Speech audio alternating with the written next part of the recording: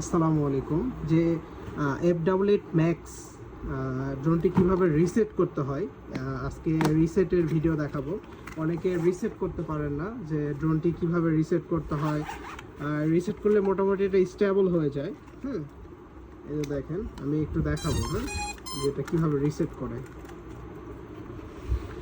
এটার দুইটা আছে, একটা হোয়াইট কালার বলে আর একটা হচ্ছে গ্রে কালার, যেটা আপনার লোগো সহ করা হয় ওইটা।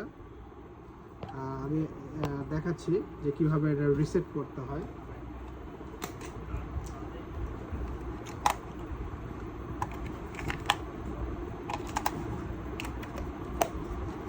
এই যে দেখেন, প্রথমে রিমোটের মধ্যে ঢোকানোর পরে একবার সামনে একবার পেছনে দেওয়ার পরে কানেক্ট হয়ে যায় ড্রোনগুলো সাধারণত।